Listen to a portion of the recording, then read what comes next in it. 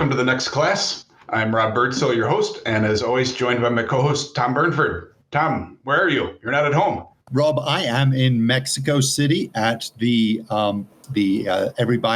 2 years they do a Congress of CIEC, the Confederación Interamericana de Educación Católica. So I'm with 1,200 Catholic school leaders from about 23 countries in Central and South America. Just a wonderful group of people. And we are kicking off with Mass in a few hours here in Mexico City to talk about the future of Catholic education. So excited to be here. Wow, I wish I could be there. That sounds like a lot of fun. Yeah, it's a lot of fun, Rob. And Rob, I'm really glad today because we, for the first time, have a bishop on our podcast, Bishop Donald Hying from West Allis, Wisconsin. And this will be a first for us on the podcast, Rob. So super grateful to have Bishop joining us. He has 5 older brothers, was educated in Catholic schools all the way through, including Marquette University. And he was ordained a priest in 1989 for the Archdiocese of Milwaukee and served as a pastor, a seminary rector, and also worked in the Dominican Republic for a while. Then in 2011, he was made the auxiliary bishop of Milwaukee. And 2014, the bishop of the Diocese of Gary, Indiana. But then in 2019, Pope Francis appointed him as the 5th bishop of Madison, Wisconsin. So really glad to have Bishop Donald Hying with us today. And welcome, Bishop. Thank you so much, Rob and Tom. It's an honor to be on your podcast and to speak about what we are so passionate about, and that is, of course, Catholic education. No, and it's great. And Madison, I graduated from the University of Wisconsin-Madison. It's just a great community. Some great Catholic churches. My mom is a graduate of Edgewood High School and Edgewood College. My cousins all went to Edgewood, so some great Catholic institutions in your diocese.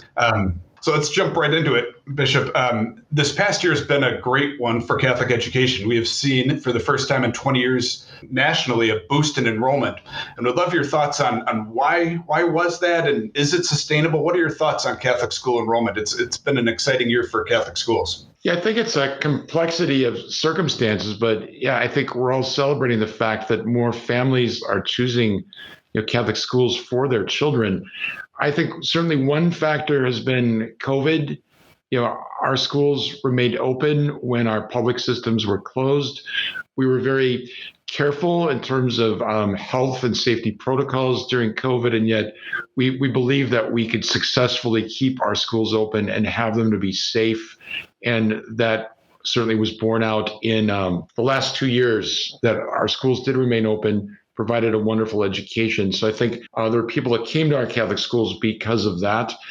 Another factor is certainly some of the social engineering that you see happening in our public schools, related to gender, sexuality, life issues. I think more and more parents are awakening to the fact that some of the ideologies being formulated in our public school systems are not what they want their children to be formed in. And so Catholic schools present a beautiful alternative of this authentic, integral vision of the human person made in the image and likeness of God. And thirdly, I think when we see the cultural trends, there's people just awakening to the need for religion in their life and really wanting their children to flourish. And Catholic schools have a beautiful and long track record of being academically excellent, forming our young people in virtue and morality, and really forming them to be disciples of the Lord. So I think all those factors together are creating at least some of that enrollment increase that we see nationwide and that we've certainly seen here in Madison as well. That's great, Bishop. And in Madison in particular, do you see the growth sustaining? Do you see these families that may have been new to Catholic education, are they staying in your schools? What our principals have been telling us is that overall, I would say yes. Several of our schools have had notable conversions of whole families to Catholicism. They brought their children to the Catholic school, perhaps for a variety of reasons, but their children came home and kind of evangelized the parents. And I think, too, even if a family or a child doesn't become Catholic, they still see the value of Catholic education, which you certainly see in many cultures. Tom, that's certainly a part of Latin culture. Absolutely. Well, right. Yep. No, it is. And I think, thank you for those comments, Bishop. I think that's really, COVID provided an opportunity for the church to evangelize through Catholic schools, as simple as that. Mm-hmm. And, we don't always have parents who choose Catholic schools because of the Catholicity only. But when they arrive, they sure encounter our community and our gospel, which by nature is transformative. So I think that's tremendous. Now, there is a flip side, Bishop. We have seen, and I'm wondering if you have seen, just overall, apparently 800,000 teachers have left the field of teaching in general, not just Catholics, in general, in the past couple of years. As sort of this phrase, the Great Resignation, it's impacted teaching as well. So many schools are struggling to find teachers, particularly as enrollments are increasing. Is this something that you've encountered in Madison? And do you have any thoughts on why this might be happening? Yeah, we certainly are experiencing this in Madison, as I think every diocese, at least in the United States, is as well. Again, I think there's a complexity of reasons. Certainly part of it is probably just COVID exhaustion for some of the teachers. I think some that were perhaps nearing retirement just decided, that this is the time for me just to go. I'm just exhausted. I've had enough. Certainly the salary gap between what a teacher can earn in a public school system versus Catholic school system is a factor in this as well. So what we're looking at here in our diocese is strategically, how can the diocese create resources, number one, to attract young people into Catholic education as teachers. Secondly, bolster their salaries so that there's some equivalence to what they'd be receiving in the public system, and just being a source of ongoing support for them. So it's really, we can't just wait for people to apply and show interest. We need to be proactive in going out and looking for young people who are passionate about Catholic education. So that's a whole shift, cultural and mind shift, I think, for all of us. Yeah, no, absolutely. And Bishop, I was recently had the privilege of being over in Europe, and there were a number of countries there, Scotland and England notably, who are experiencing teacher shortages in general, and specifically within their Catholic school systems and networks. So it's a big issue, and it's a pity, because the Catholic school teachers I know really are such wonderful people, so passionate about transforming the lives, and they do work very hard, often for less. And I think it's incumbent upon us as leaders in our different roles to really work to support those teachers who are so essential to this ministry of the church. Right. Also, it's part of the whole bigger phenomenon. I mean, you can't find anybody to work for any position, right? It's not just Catholic schools, it's not just public schools, it's everything. So we're in a profound moment of just cultural shift regarding people's attitude towards work, where they want to work, how they work. I mean, COVID has really kind of just blown up our traditional understanding of all of that. Yeah. And Bishop, that's interesting. COVID certainly, but what else do you think is at the root of that Great Resignation, or this, as you say, this shift to work? I'm just be interested in your thoughts on what is at the root of that beyond COVID? Yeah, hard to say. I mean, it's always dangerous to generalize.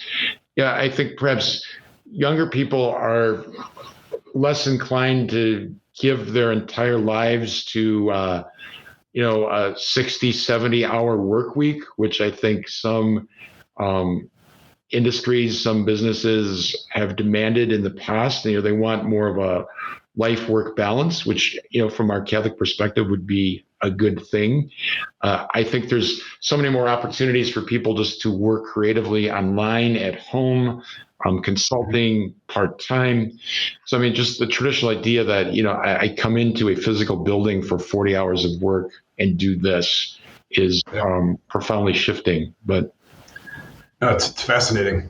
Coming back to Catholic education, Bishop, can you give an example of why Catholic schools are important to the mission of the church? Yeah, obviously there's the examples are legion, right, in terms of the impact of Catholic education on families and individuals. There's many I could pick from. One I'll choose is simply good friends of mine, a married couple.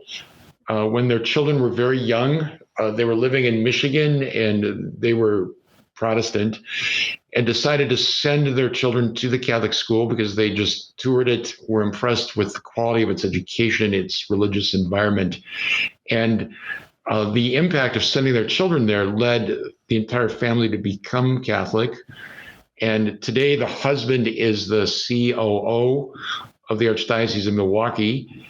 And the wife and mother is an artist and has gone into the world of Catholic filmmaking, and I've done films and videos with her.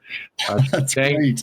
She sang a song that she wrote for St. John Paul II at World Youth Day in Toronto. So it's just one example of the impact of a decision to send their children to Catholic school had on this entire family. It really led them to. Wow. But I also see, a broader perspective is just the anchor that Catholic schools are when they're in communities of poverty, an anchor for the community, and just a source for children born into poverty to get out of poverty. I think education and jobs are obviously the two levers that are going to bring somebody out of poverty. And Catholic education gives not only the education, but the formation. So I think I worked in the seminary for many years, and we look at the formation of a seminarian not simply as intellectual education, but really forming the entirety of the person. And that's the genius of Catholicism. We look at the integrity of the human person as body, soul, mind, and heart. And so Catholic education touches all those aspects of our humanity, not just the intellectual. Yeah. That's something. So, and Bishop, you're furthering education in your diocese specifically by opening the Blessed Carlos Online Academy. Can you tell us a little bit about, and our listeners, a little bit about this academy and why you made this decision? Yeah, Michael and Teresa, who are our Catholic school leaders here in the diocese, could speak more specifically to this. But from my perspective, I think there's been a great need in our diocese for Catholic high schools. We only have Edgewood, which you mentioned at the beginning, Rob, which is run by the Cincinnati Dominican Sisters. And then we have St. Ambrose, which is not affiliated with the diocese, kind of a classical education approach. That's it in terms of Catholic high schools in our diocese. So we're 11 counties, we're 8,000 square miles, we're mostly rural. We're not going to be building brick and mortar schools in some remote part of our diocese. And yet we've heard from many of our parents, this desire for secondary, high school Catholic education for their children. So I think the role of technology during COVID has really opened up possibilities and made people much more comfortable with the idea that education can occur online. So our office has been assiduously working on this for a couple of years to make it a reality. And the interest of parents and their response has just shown that it really is serving a deeply felt need. So we're standing on the brink of something really important and transformative. That's tremendous.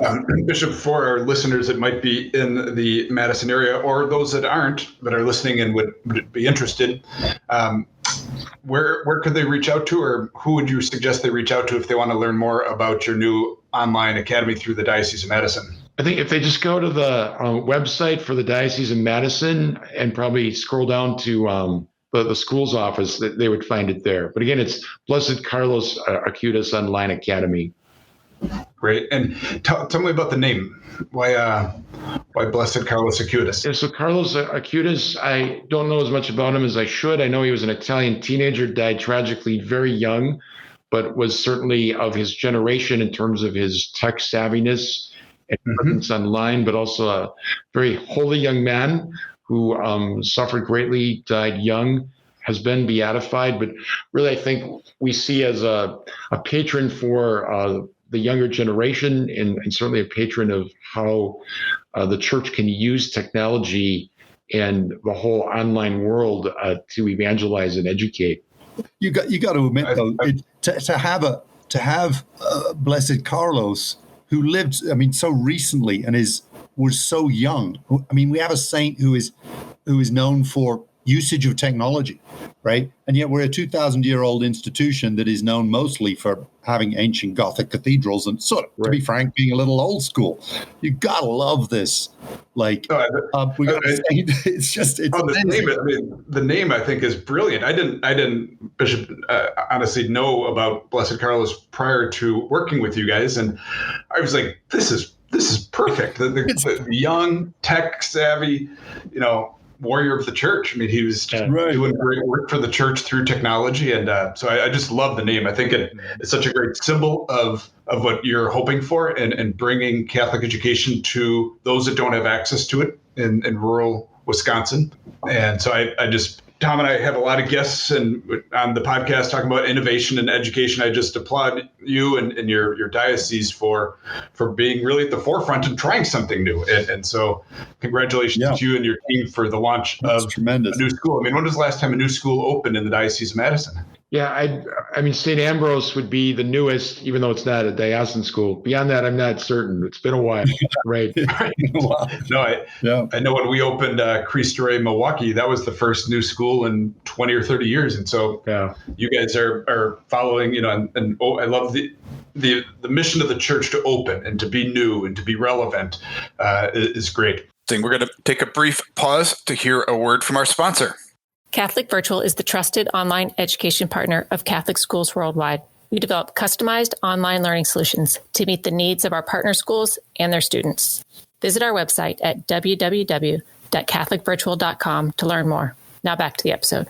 And on that note, Bishop, where do you see Catholic education in 5 years, or where is it going? For our listeners, what do you see the future of Catholic education? Yeah, I think, to our conversation so far, I think certainly a greater utilization of technology and just online resources to supplement what's being done in the classroom, even in regular traditional Catholic schools and in classrooms, certainly.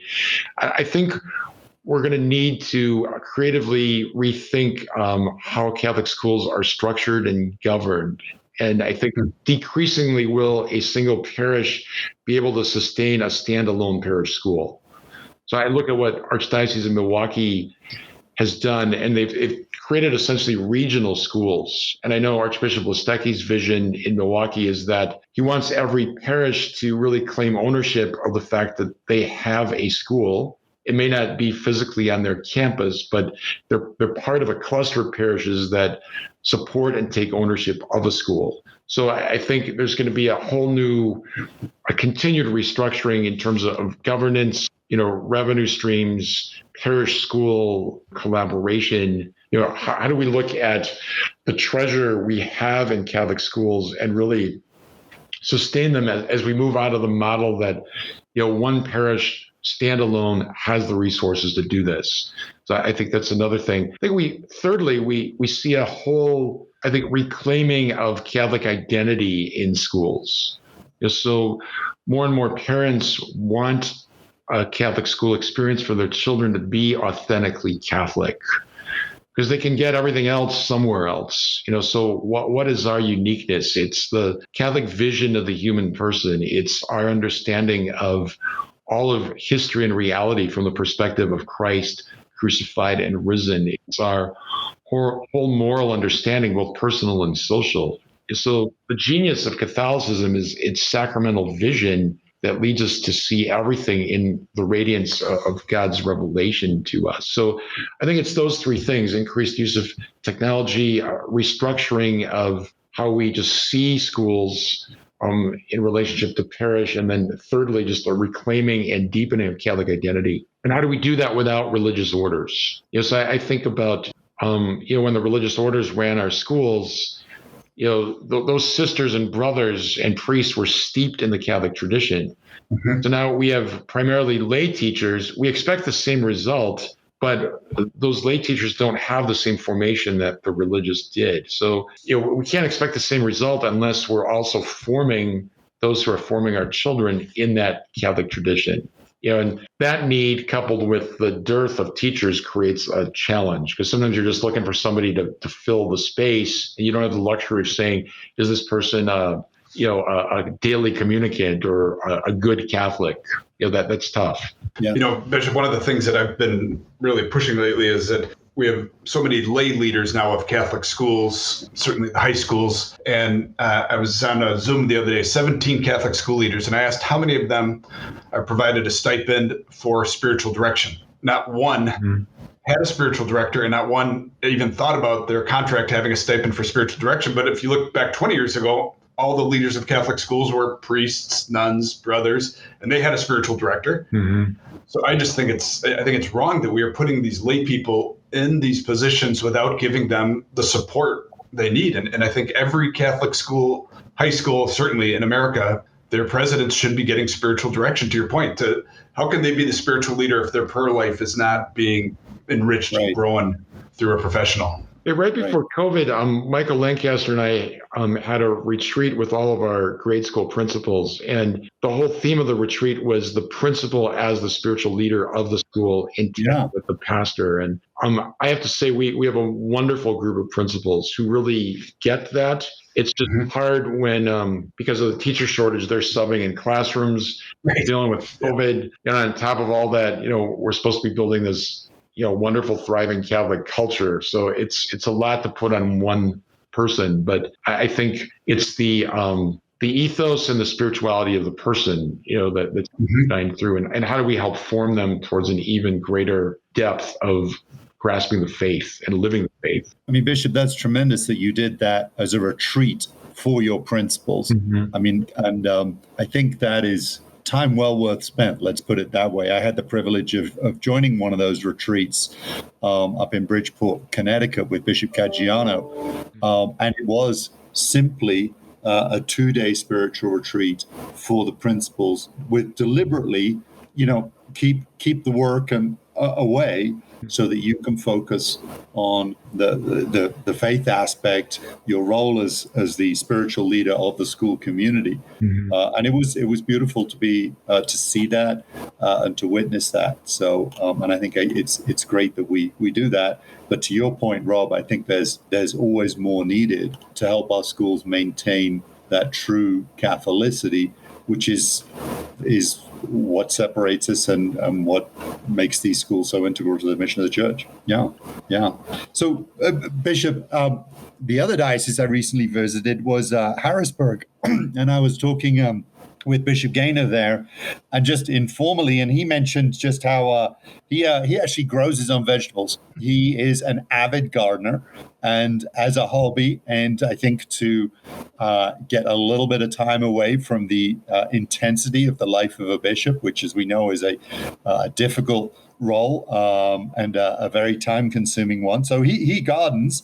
But I was just curious: what do you do in sort of downtime, or do you have a hobby that helps keep everything balanced for you? Is there something you'd be willing to share, just that you do? I think my first response to that is sleep. Just when I can, I sleep. But no, seriously, probably nothing as organic as growing vegetables. But I love to snowmobile and cross-country ski in the winter. When you live in Wisconsin, you have to befriend snow and cold. So I cross-country ski and snowmobile. I like biking in the summer. Love to travel. I go anywhere in 5 minutes. Love reading. I love history and spirituality and biographies and politics, I guess, political science, and just spending time with friends, all of that.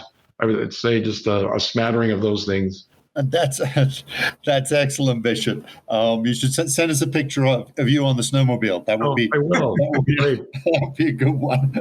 So excellent. That's great, Bishop. Well, we have one final question that we ask all of our guests, and that question is: who is your favorite teacher, and why? Especially in this, while you ponder that for a minute, in this great teacher resignation, I just think of so many teachers who I know who have retired recently, and they're just they have such a difficult job. And to any of our listeners who are teachers, I just want to give a shout out to you for another great year and for the service you do to the young people. But Bishop, your greatest teacher and why? Yeah, it's some excellent teachers. One that immediately stands out for me is my fourth grade teacher. So I was at St. Aloysius Grade School in West Allis, Wisconsin. Part of it is just her name. Her name was Mabel Litchie. What a great name. She had taught there for decades. She's long deceased. And she was a lay teacher in that early wave of lay teachers who joined the sisters teaching in grade schools.